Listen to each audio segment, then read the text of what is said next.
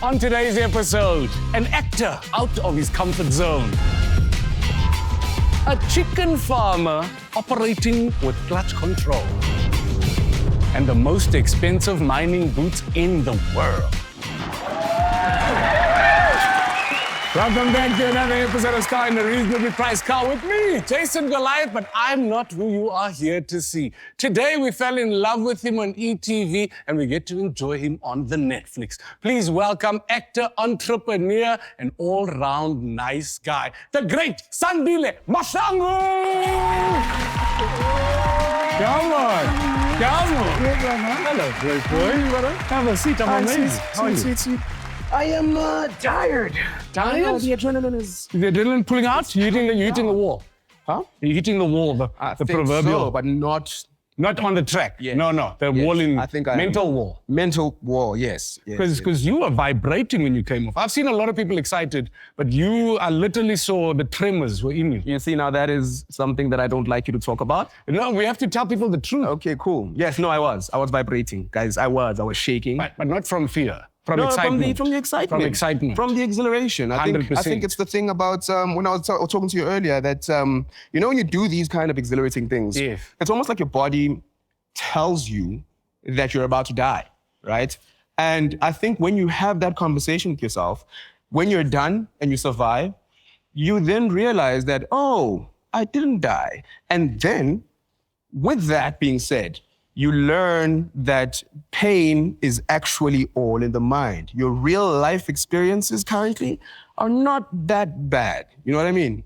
I can't believe you. I mean, we just started 60 seconds on the clock and we went deep. Round of applause. Round of applause. It's a feeling, you know, it's a feeling. I love that analogy. You know me. I've been preaching about perspective. I think a lot of people are down because they don't have perspective, and sometimes you just need to give yourself perspective. And knowing that you didn't die and could have died gives you great perspective, and then all your other problems for the day don't seem as big. At all. Actually, I might just go bungee jumping now. Actually, I might just leave here to go there. Yeah, I mean, I'm going to leave you on your own there. I did it once, and let's just say those elastics are not designed for my body.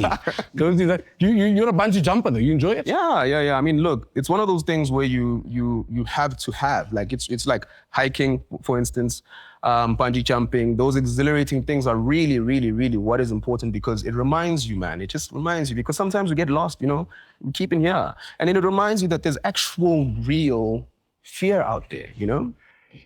So, I mean, why are you so conscious of pushing yourself to those extremes to give fear context? I think it's because life is that, no? I feel like life is that, literally. You are always tested. You're always being pushed, you know, kind of thing. So I think based on my previous experiences, because I've had a near-death experience in the mines, right? And so from then, I think, that's when I started to realize that my life can change. You know? Point. You can make your life change, and you just need to take yourself to that level. And then when you come back, you realize that, oh, there's more to life than just what I'm thinking about. You know, it's just kind of, yeah. It's the proverbial opening, you know, of the what do they call the thing that horses wear? Those things. The flaps. I don't think it's called the flaps, but let's go with the flaps because I don't have the English right now. But it's literally just broadening your spectrum to understand. And sometimes I think we need to zoom out, and there's nothing that helps you zoom out more. Definitely. I think than a life-changing experience. Yeah. We know you from our TV, and now we find out that you're a Zama. Because you just spoke about mining, like just very casually. Yeah. Help me understand Sandile and the mine. Well, geez, so it started back in Middelburg, Mpumalanga, right? Okay. There, you had to literally be good at math and science. Yeah. Right. It's one of those things where, you know, it's a mining town. So we grew up seeing the artisans, you know, chilling by the lake there. We used to call them welders. Is it? Not artisans, welders. Most of our colored uncles are welders. It's artisanship. You know, but yeah, so they used to chill by the lake and, you know, with their cars and their girls and everything. And so we watched them and we wanted to be like them. And I think that's who they were inspiring. You know, they were inspiring us in a way. And so what happened with me is that I got accepted into this program where I had to learn generics. So I'm quite the handyman. Okay. I know how to use almost every tool kind of thing. And yeah, they took me to the mines to go study further as an apprentice. And then that's when, and I was good, you know, I was really good. And I think that's when God first spoke to me. because I was good. I really was saying this is where I'm ending up, right? I was getting paid about 5,100 Rand a month. That's not about, that's an exact amount. That's, I was getting paid 5,001. 5,001, sleeping in a garage because it's so difficult to get a place to accommodate yourself there. So I was sleeping in a garage and I was sharing it with a friend of mine. And I thought I was good. I thought I'd be chilling, getting myself a yellow bone girlfriend, and I'm gonna get married there. And then God was like, no. Explosion. Nearly died. Literally. An actual explosion. An actual one, yeah. In the mine. Yeah, I was cutting a high tension cable. What would okay. This is too much. I think I'm doing. This is too much. Let me break this up into pieces for myself. Okay. What part of mining did you study? Electrical. And okay, so electrical. And then what type of mine is it? It's a ferrochrome mine. So they were mining like chromium. Okay, so we're in a chromium mine. Yep. This is the making of Wakanda 3. I'm telling you, we are pro chromium. That's a new word for me. Chrome, yeah. And you're mining chrome and you're in the mine. Yes. And an explosion happens. I want the blow by blow. Oof, okay, where do I start? So that day, I woke up. Yeah, in your garage. The 2-bed garage, not 2-car garage, but it's fine. Yeah, and I was told that we have to go and change this, the compressor. It's called a compressor, so it pushes air down from, the surface all the way down to the 14th floor. So how much is it? 14th level. Like 14 stories? Like the way take stories, but down. Okay. Yeah. So we'd come into this thing called chairlift. Very dangerous place, man. Like these chairlifts don't slow down. They don't stop. You literally jump onto them as you go down the mine. Very sad, very cold. It's like a ski lift. Like a ski lift. But down. But down, yeah. Okay. Very sad, very slow. So we get there and we're briefed about what we have to do. And so we had to go change compressors. We were at the substation and we were just changing the cables, right? So I don't want to go into too much detail about it because it is quite, yes. Yeah, we're not studying to be engineers. I had to change this thing. So we did this thing called isolation and tagging out and making sure that everything is safe, right? That's always important. Okay. And we did all that. And then when we had to cut the cable, so we were trying to pull it out, but there was a trench underneath. And so it wasn't being able to pull out. It wasn't being able to be pulled out because of the fact that there's this joint and it's huge, right? So you can't pull it out of the trench. So you have to cut it, right? So here I am. We've done all the safety checks. Yeah. Everything is fine. Let me cut it. Boom. Arc flash, right? Because so it's still live. So it's still live, basically. So arc flash happened, and if I were to explain the story to you, it's the most interesting thing because I remember as I was cutting, so the electricity went right, and then I got shut down, right? Then I woke up, and as I'm getting up, I'm realizing I'm looking at my artisan at the time, and I'm asking him this question. I'm like, "What happened?" And he looks at me, he finds me with his camp lamp on. Yeah. And he runs, he bolts. And I'm wondering, why is he bolting? Okay, let me just pick myself up. I remember my joints were very, very tired and I'm picking myself up. And I'm like, as I'm picking myself up, now everybody's looking at me. And this is comical, right? Like it was literally like a comedy movie in the sense that they started peeking one after the other. There's hands coming out. Yeah, and then sit down, I'm like, I'm okay. They're like, sit down. I'm like, no, I'm okay. So I went to Jones and I'm like, brother, I asked you a question. Why did you leave me? He's like, dude, you didn't ask me anything. I'm like, what do you mean I didn't ask you anything? I asked you what happened because you're the artisan. Yeah. Like, you didn't ask me anything. All I saw was you were staring at me, but you weren't saying anything and you were smoking. And I just faulted. Your body was smoking? I don't know. I can't confirm nor deny, but that's what he said. He said, I looked at you because, underground is so dark. So the light, so he was looking for me and then he found me because he also fell over, but he found me. And then he says that I didn't say anything to him. And I was like, but I did. I asked you a question. And so every time I repeat the story, I always say that I think I actually died that day. I think I actually died that day. And Sandile Mahlangu then was born. So, that's that experience. That is the greatest sentence we've had on this entire series. I want a round of applause just for that sentence. I think I died that day, and then I think I was born that day. Yeah. So, what does the newly born Sandile have over the other guy? Fearless. I think that's if I were to encompass everything, fearless. I think that it translates through the things that I do. It translates through my expression, my fashion sense, the type of things I do. People know that I'm quite the risky person when it comes to expression. Yeah. And I believe that that's how it's supposed to be. That's how you inspire people to be yourself and then also be fearless. And I think the new Sandile, well, new, but not new, but new, is just a person who, first of all, respects life, respects God, and loves himself.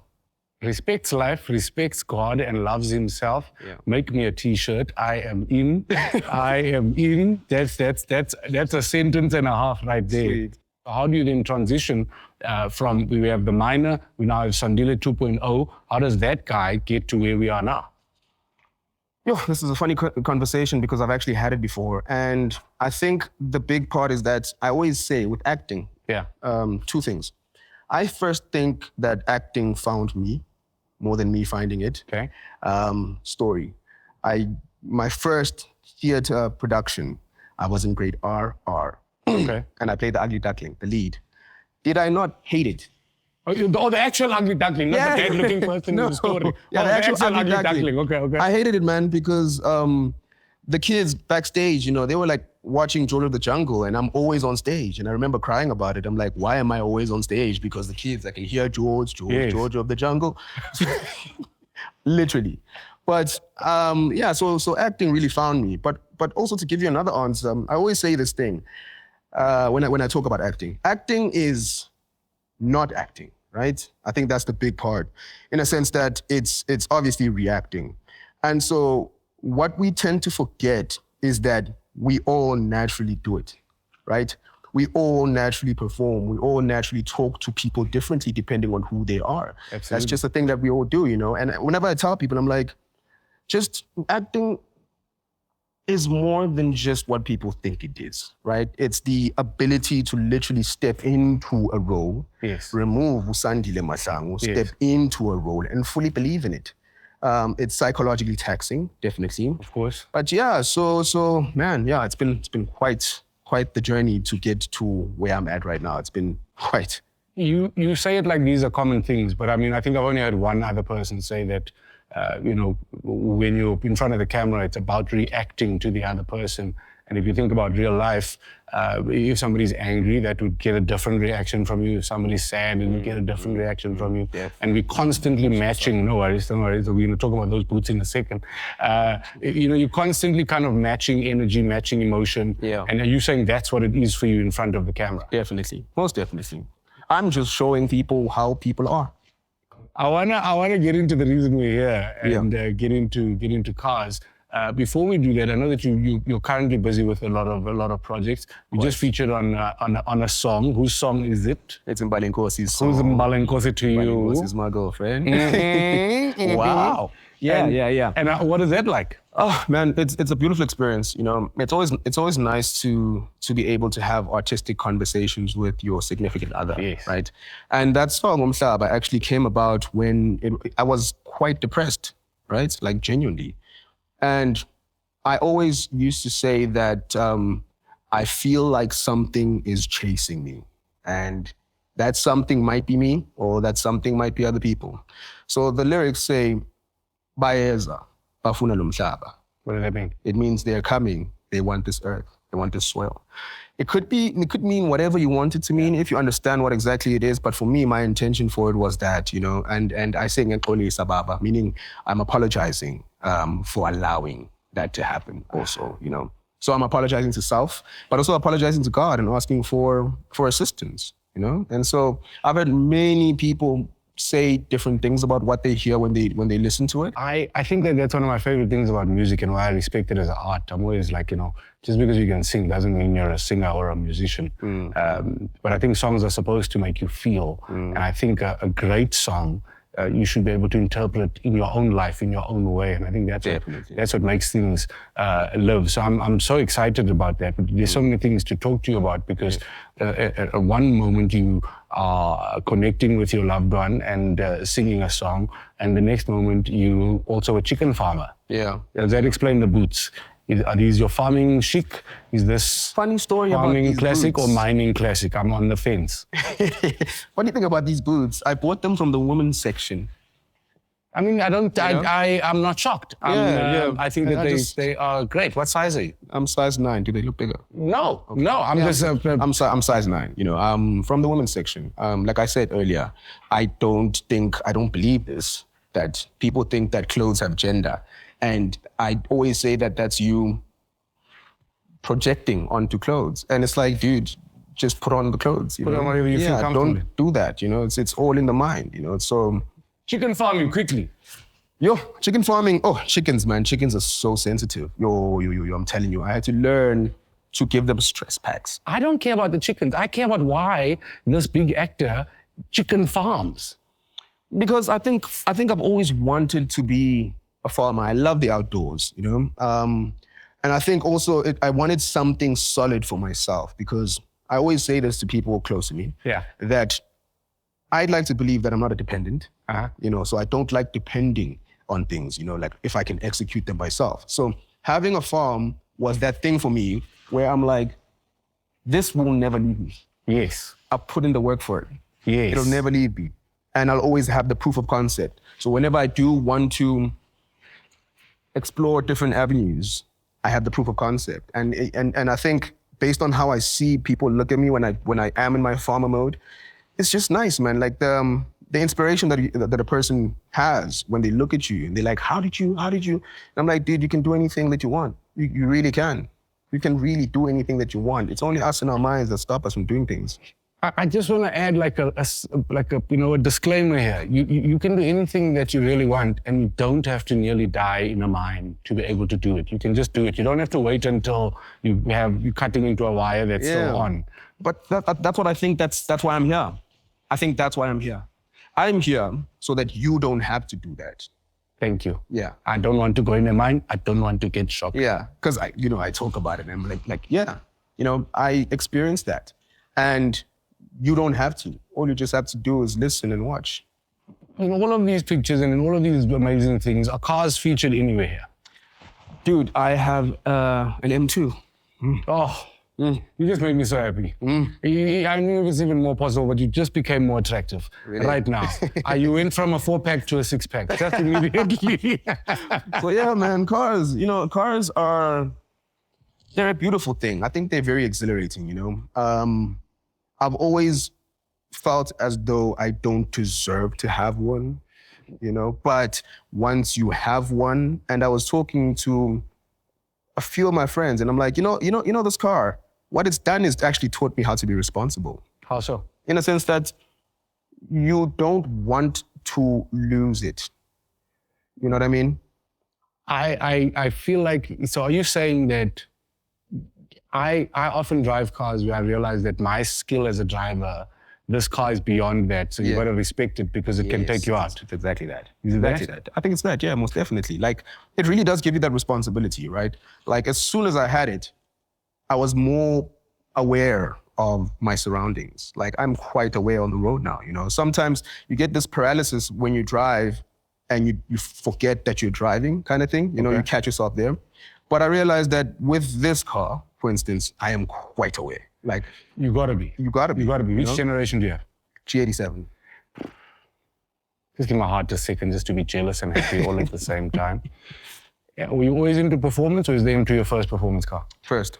And have you been on any courses or anything similar to the track day that we just did? Yeah, I have. But, you know, like I was saying earlier, that I don't even want to flex on you people because you guys are like really great at what you do, you know?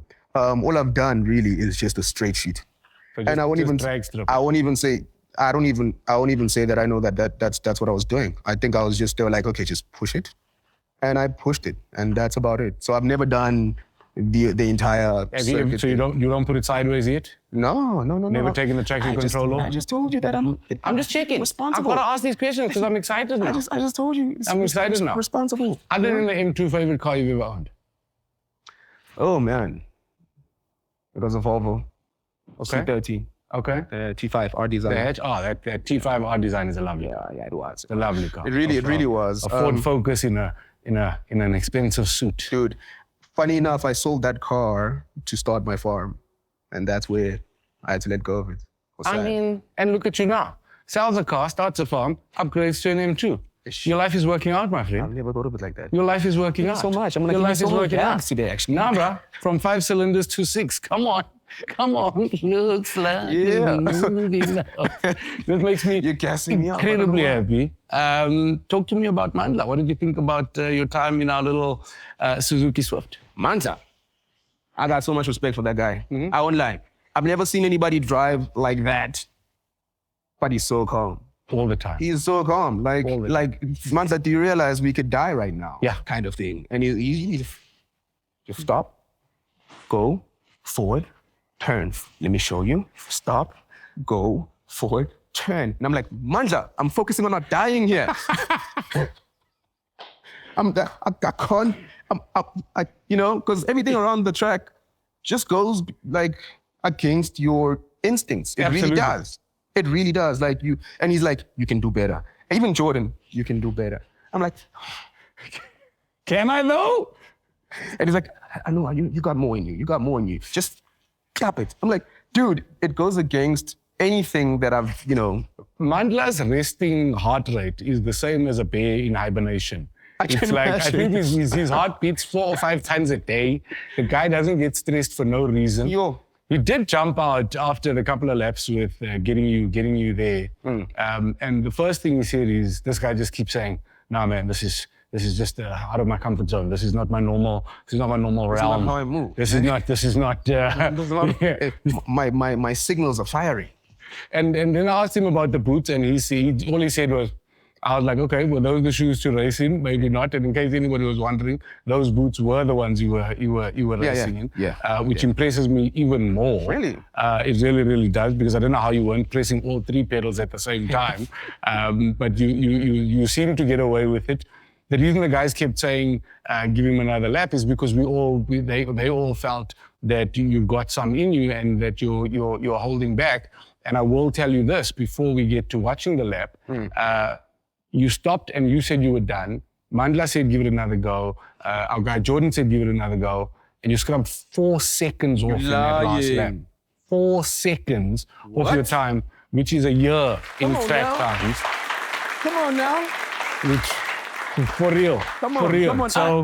So they weren't just saying this because Really? 4 seconds is my man, look at this board. 4 Dude, what do seconds you mean is 4 4 seconds, seconds is the difference between Mpo Pops and Ghana MCB or Courtney Paul. That's a very, very big. And you know, I heard about Umpo that he actually does this for a living. And so I was like, you know, He doesn't do it for a living, he does it for a hobby. for a hobby, okay. But I was like, you know, it's looking at the first 3 there, I'm okay not being there, you know? Like, when I got here, I landed and all I heard was, and I remember telling Sean, I'm like, Sean, where did you bring me? Jason is flexing on me right now. So top 3, you know what? I'm okay. You guys really do that thing, and much respect. So I think, now that I know about the 4 seconds chat, I think I might just be above Ghana. Listen, I think Ghana will be the only person that would be happy if you were slower than him. But based on what I saw, I think you're standing a good shot. But there's only one way to find out. Are you ready to have a look? Yeah, I'm ready. Are you sure? Yeah, I'm ready. Yeah, I'm ready. Yeah, I'm ready. This is Sandile's lap. Okay, let's go. Look at my face. Okay. Look at the Down sweat. the clutch, hard. The focus. You're looking exactly like Pops looked in this episode, Really? I'm telling you. I won't lie, man. I was Beautiful apex there, my friend. That's the line. Yeah? That's the line through there. so focused, and Love it. I was also freaking out. Let's not forget that part. Look at that. Oh, you got the back wheel up Yo. there. Love it. That's panic right there. Okay, we're fine. I'm telling you, dude. There's this one corner. There's this one corner that stressed me out so much all the time. And I think I speak about it here. I hope you caught that. Love it.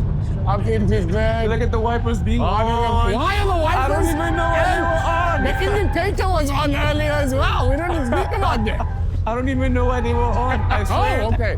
Loving that handwork there. Loving that handwork. That's that Beamer. That's that Beamer conversation right there. Oh, onto the straight. And there he goes. Across the line. Come on. That was me. It's amazing. You were literally turning left and your right indicator came on. And then just when I thought, because Mandla pointed out to me, oh, there's indicators. And then we see the windscreen wipers, which means both stalks were being activated. I wasn't focused. I didn't even see them come on. I'm serious. Like, all I know is like what Mandla said, pause, brake, forward. So that's what I was focusing on the entire time, you know? So, you know, when you have to, because he also said, keep, you know, your hands on, on the wheel. And he's like, you got to turn it professionally. And then I find myself turning it like, you know, like a G. Like a G. You know, and so I was focused on it. And I guess you know. I don't know. I think maybe it was a strategy. Maybe nobody else could see the track as clearly as you because you were just getting even the dust out of your way. Maybe nobody else could hit the apex because you were indicating the opposite way to confuse the enemy. All I know is we have to put your time up now. Let's see. You're saying you want to beat Ghana. Yes. After watching, are you still comfortable that that's what's going to happen? Jace, I don't know, man. I genuinely, I seriously don't know. Yes. Okay. Yes. Ain't nothing to it, but to do it. I haven't seen it. I don't know what it is. Am I allowed to stand up? Sandile Mahlangu, you can do whatever you need to do. So you say, oh, there happens to be a space there above Ghana already. Let us have a look. The great Sandile. Come on now. Mahlangu did it in 1. Okay, that's good. 4. Okay. Okay. 0.87. You know what? He is exactly there. You know what? Just above Ghana, just below Courtney Paul. If you listen carefully, you can hear Courtney screaming in the distance with absolute joy that somebody came after her. That's a great time, my friend. Let's give him a round of applause. Thank you. 1 minute 14.87. Sandile Mahlangu. What a drive, brother. Yeah, what a brother. drive. Thank you for making sure, because since we got that car, nobody's ever tested the indicator or the wipers because it only gets used on the track. But we're glad that you basically did a small roadworthy for us there, just to make sure. Chap, before I let you go, now that you've had the experience, who do you think will really enjoy hammering the clutch out like you did in our reasonably priced Suzuki Swift? I think my brother Tabang Mulaba would love this, actually. Is Tabang Yeah, a real man? An M2 as well. So, Oh, M2 as well? Yeah, F87. Okay, so looking at the camera and just say, don't be bang, Tabang. Don't be bang, Tabang. Come through. Come through, my boy. Bottom line. Try to do better than me. I doubt it, but you know, that's up to you and Chase. But I'm just saying, I don't think that you're gonna be able to beat that time, brother. So, yeah. The great Sandile Mahlangu ambushed on TopGear South Africa, star in a reasonably priced car. He knows I'm just kidding. Thank you so much for coming. You're feeling the best. Don't forget to like, subscribe, and comment below if you enjoyed the episode. If you didn't enjoy the episode, you can also comment, but don't expect replies from me. Bye, Felicia. Bye. Bye. Bye.